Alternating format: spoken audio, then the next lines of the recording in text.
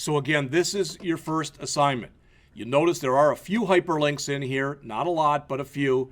This one will actually get you to the uber.com page. All right? You do not have to go yet.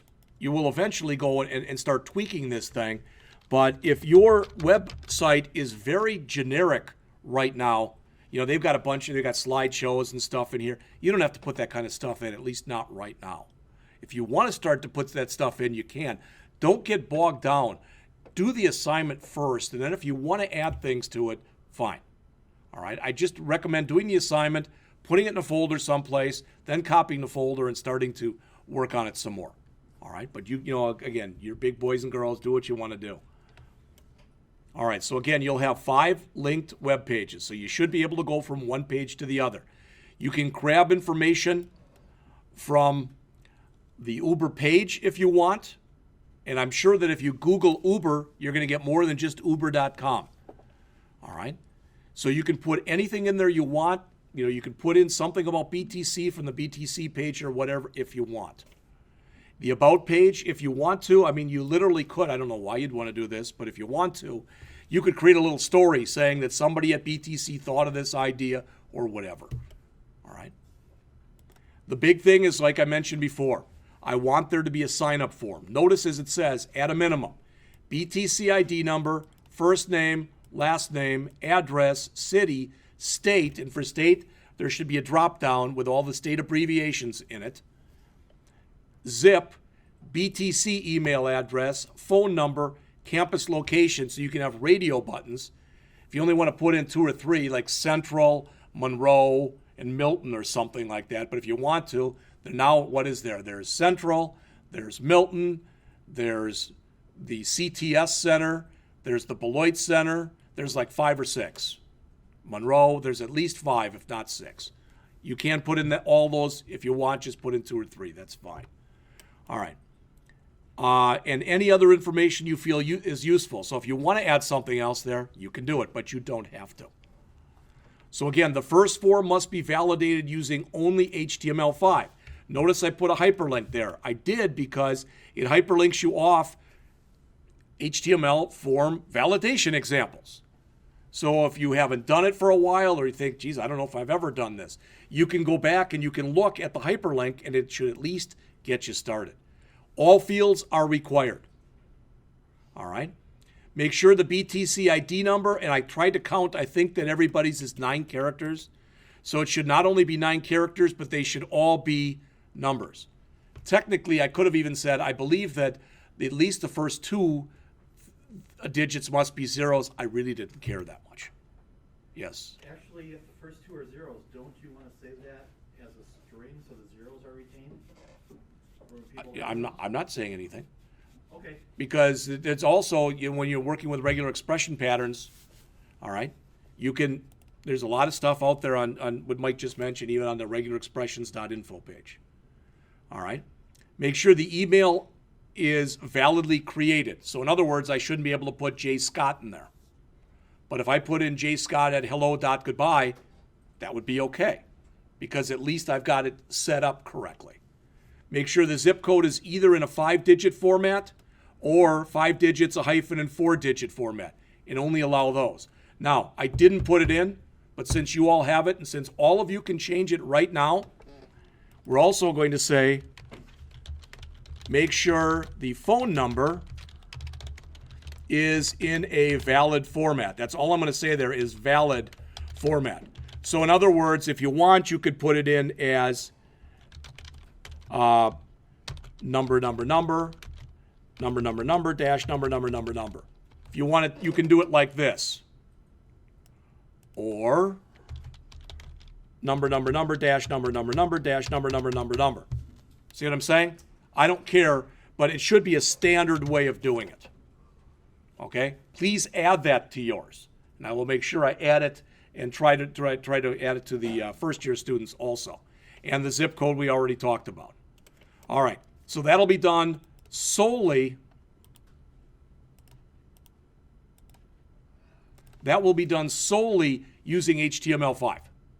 All right, and it really shouldn't take you very long to do that. The second one, using non-Jquery JavaScript. Again, notice, same site, but instead of HTML5 form validation, it's JavaScript form validation. So that should hopefully give you some starters if you don't know where to get started. All right.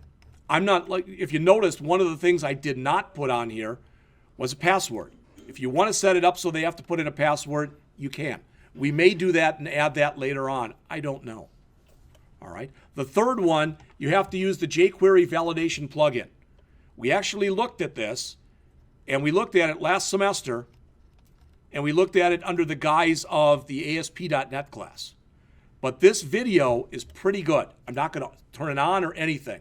But if you go out to jqueryvalidation.org, and that's what the hyperlink is. You don't have to write it down. You've got the hyperlink in the Word document. But this is about, I think it's 11 minutes and 47, it's 12 minutes and 56 seconds. So it's about 13 minutes long. And it's a good video that explains exactly how to use it. You will have to download this plug-in. Make sure after you've downloaded it, here's a little quiz for you. It's a Jquery plugin.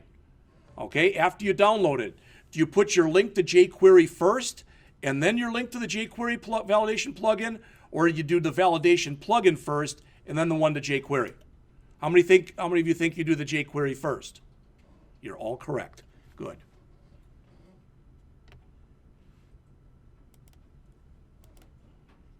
So again, if there's any kind of error that you get, alert the user. Do not allow it to go on to your PHP page.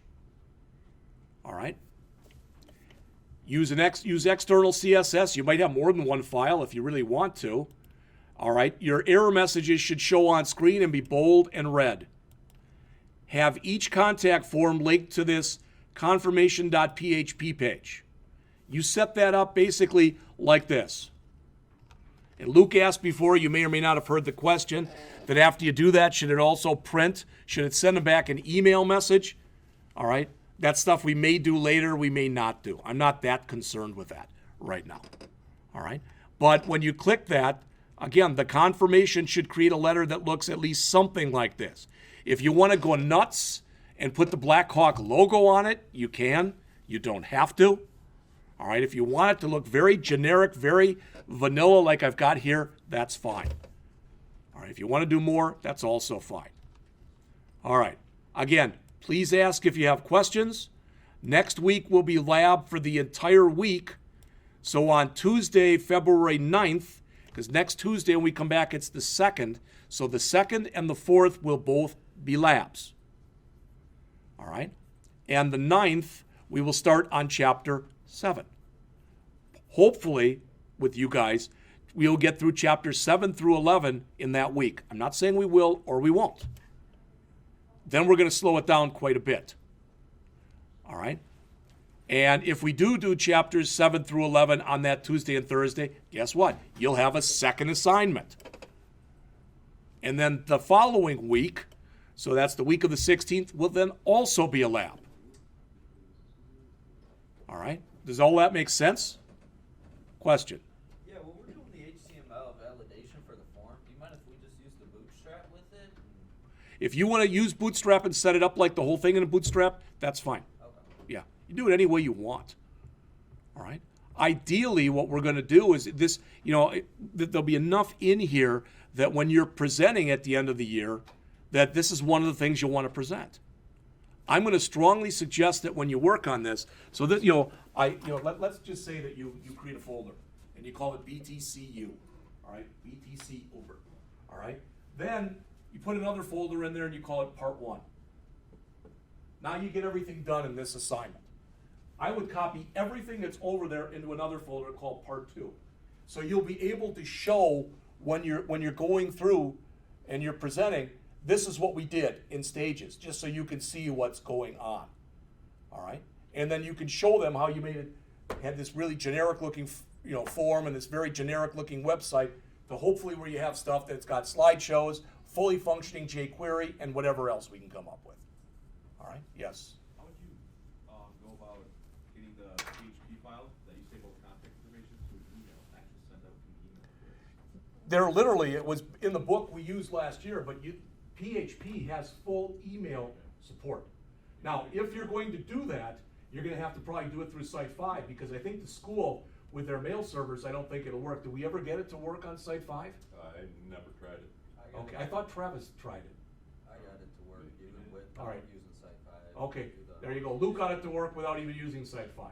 Through the virtual machine, everything? Through, like, Yeah, okay. yeah. I'm I still just, working on I had a little trouble with it, but I got it to work, that's right. it. Or I'll mess around with it. Any questions on any of this? Well, look, it's 11:32, so you can all stand in line right now there to get your free lunch. Right? They got it All right. set up already? I haven't, is it? Yeah, they got the tables Okay. out. Well, they had the tables up at 8 this morning. I went in there at 8 and Bob was, he was already setting up the tables. Oh, yeah. Yeah. All right, that's all I've got then.